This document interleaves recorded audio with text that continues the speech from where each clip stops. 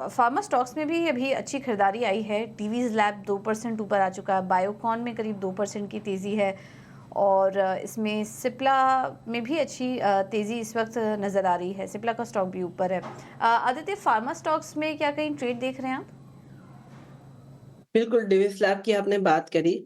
अगर इसका चार्ट देखें तो मुझे लग रहा है कि पॉज़िटिव नज़रिया है, पैटर्न्स बुलिश है, तो इस पे बाय किया जा सकता है। 4010 में बाय कर सकते हैं इसको और स्टॉप लॉस रहेगा इसमें 3870 का और टारगेट रहेंगे इसमें 4100 से लेके 4300। तो टीवीज़ लैब अच्छा लग रहा है, यहाँ पर आप नज़र रखिए। सीमेंट शेयरों में भी अच्छी बाइंग है। एसीसी, अंबुजा सीमेंट, डालमिया भारत जैसे स्टॉक्स भी ऊपर हैं आज के ट्रेड में। यहाँ पर सुमित, आपसे ये सवाल होगा, क्या कोई बीटीएससी ट्रेड लेके जा सकते हैं सीमेंट शेयरों में? देखिए, यहाँ पे अंबुजा का चार्ट आप देखिए बहुत ही पॉजिटिव है। 3 से 4 दिन का एक कंसोलिडेशन बना था और आज चार्ट ने एक अच्छा मूवमेंट दिया हुआ है। तो यहाँ पे अगर किसी को फ्रेश पोजीशन बनानी है, तो बिल्कुल बनाइए। आज के डे लो का मेरा एक स्टॉप लॉस मेंटेन करूँगा मैं 612 का। मुझे लगता है कि जो पिछला हाई था, यहाँ पे जैसे ही ये क्रॉस करेगा, एक न्यू हाई की तरफ अप्रोच करेगा। तो new target we are expecting about 665। तो 665 के टारगेट के लिए आप बाय कीजिए 612 का स्टॉप लॉस। 65 के टारगेट अंबुजा सीमेंट्स पर, ये राय आपके लिए। आगे बढ़ते हैं और एथर इंडस्ट्रीज पर नजर डालते हैं। अभी अभी नतीजे आए और स्टॉक में करीब 4.5% की गिरावट दिखी। नतीजों के बाद नतीजे काफी कमजोर रहे हैं। रेवेन्यूज की बात करें तो 24% का डिक्लाइन दिखा क्वार्टर ऑन क्वार्टर बेसिस पर। मार्जिन्स भी कॉन्ट्रैक्ट होते हुए नजर आए। कंपनी ने 8.7% के मार्जिन्स रिपोर्ट किए हैं वर्सेस 20% के मार्जिन्स जो कंपनी ने तीसरी तिमाही में रिपोर्ट किए थे। तो सडनली पिछले कुछ मिनटों में डिक्लाइन दिखा है स्टॉक पर, करीब 4% की गिरावट दिखाई दे रही है। आदित्य जी, क्या राय रहेगी एथर इंडस्ट्रीज पर? देखिए एथर का अगर हम चार्ट देखें तो बहुत टाइम से वीकनेस है। स्टॉक ने एक अपना हाई बनाया 1200 का, वहाँ से स्टॉक कंटिन्यूअस वीकनेस में है। डिस्ट्रीब्यूशन पैटर्न दिख रहे हैं चार्ट में, तो इसको अभी अवॉइड करना चाहिए क्योंकि एक बार इसमें 750 का लेवल ब्रीच कर दिया तो आई थिंक और यहाँ पे वीकनेस बढ़ सकती है। तो बाजार में अच्छे कैंडिडेट्स के साथ रहना चाहिए जहाँ पे लंबी चौड़ी तेजी का स्कोप हो। तो वो थोड़ा-सा अभी यहाँ पे मिसिंग है एज़ ऑफ नाउ, तो एक बुलिश साइन का वेट करेंगे अनटिल अनलेस अवॉइड करें इसको अभी। तो ये राय थी एथर इंडस्ट्रीज पर। नतीजे सीक्वेंशियल बेसिस पर काफी कमजोर रहे हैं, जिसके चलते भारी 4 से 5% की गिरावट पिछले कुछ मिनटों में दिखी है। इसके अलावा और एक स्टॉक पर नजर डालते हैं, डिलीवरी। स्टॉक में करीब 9 से 10% की गिरावट दिखी है। नतीजे आए थे, नतीजे काफी कमजोर थे और कई ब्रोकरेजेस ने स्टॉक को डाउनग्रेड किया है। सीएलएसए ने डाउनग्रेड कर दिया है, अंडर परफॉर्म की राय दी है। टारगेट प्राइस घटाकर अब 480 रुपए प्रति शेयर कर दिया है, जो पहले 600 रुपए प्रति शेयर था। उनका मानना है कि नतीजे काफी कमजोर थे। मैनेजमेंट का मानना है कि मार्जिन्स इंप्रूव हो सकते हैं और सीएलएसए ही नहीं, कुछ और ब्रोकरेजेस ने भी स्टॉक डाउनग्रेड किया है। मॉर्गन स्टैनली ने टारगेट प्राइस घटाकर 530 कर दिया, मक्वेरी ने टारगेट प्राइस घटाया और कई सारे ब्रोकरेज रिपोर्ट्स हैं और स्टॉक पर 10% की गिरावट दिखी है। सुमित, क्या राय बनती है डिलीवरी पर? कुछ समय हो गया स्टॉक को लिस्ट हुए, करीब 2 साल तो हो ही गए होंगे, लेकिन नतीजों के दम पर और ब्रोकरेज डाउनग्रेड्स के दम पर करीब 10% की गिरावट। टेक्निकल्स पर क्या राय बनती है?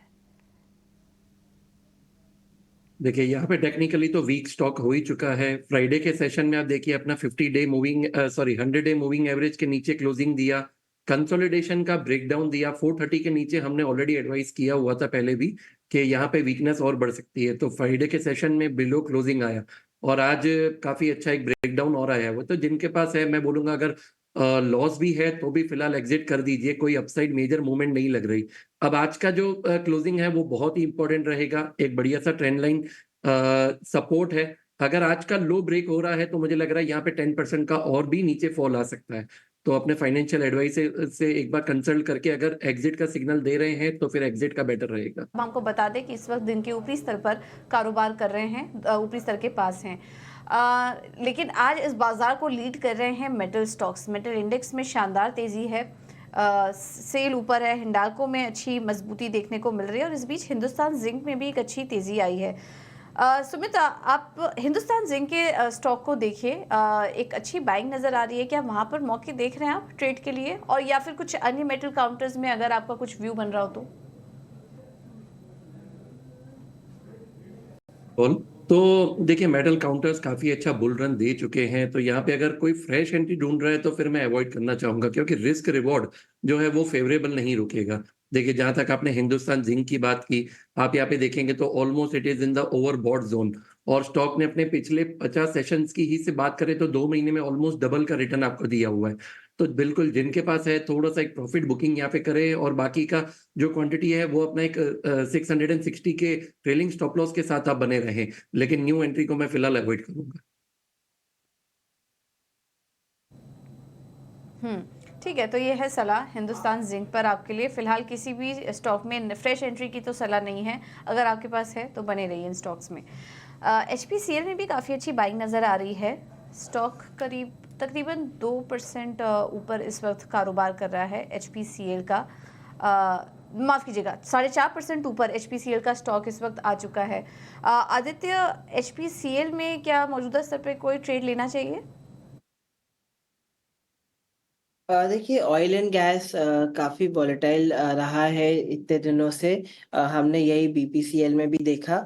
बट अगर आज के चार्ट पैटर्न को एनालाइज करें, मैं वॉलेटिलिटी की इसलिए बात करता हूँ क्योंकि टेक्निकल एनालिसिस बजट के पास थोड़ा सा कम काम करता है, डेटा थोड़ा सा कम काम करता है, क्योंकि बड़े बेट्स बाजार में होना चालू हो जाते हैं। जैसे हम देख रहे हैं FIS की भी बहुत सेल पोजीशन है, DI की बाय पोजीशन, तो वॉलेटिलिटी बनी रहेगी। वो सबसे पहला एक डिस्क्लेमर है, सबसे पहला एक जो चीज़ नज़र रखनी चाहिए। अब टेक्निकली अगर हम बात करें तो मुझे लगता है हिंद पेट्रो में एक अच्छा रुझान है, यहाँ पे पॉजिटिव ट्रेंड है, तो इसमें पॉजिटिव नज़रिया बनाया जा सकता है, तेज़ी की जा सकती है।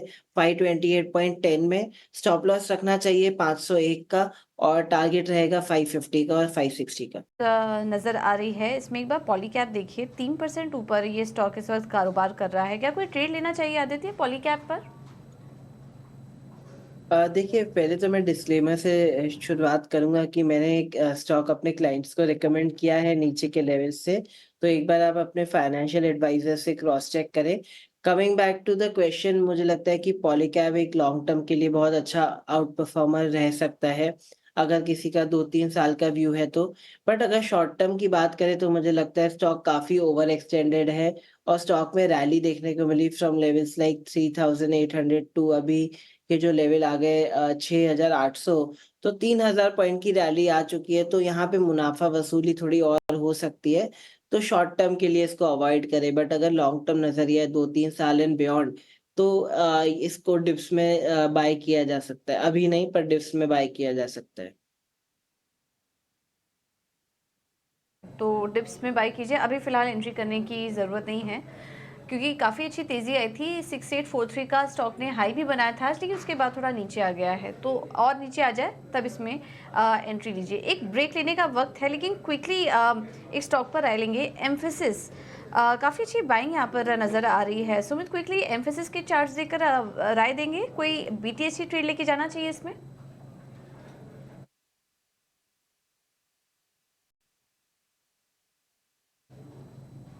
देखिए, लोअर टाइम फ्रेम पे भी जब आप ट्रैक करेंगे तो बिल्कुल एक हायर लो का फॉर्मेशन बन रहा है। तो मैं यहाँ पे छोटा सा एक रेजिस्टेंस जो ड्रॉ किया हुआ है, दैट इज अराउंड 2370 2380 का जोन है। तो अगर ये जोन क्रॉस करता है और सस्टेन करता है तो फिर मैं एक BTST ट्रेड लूंगा।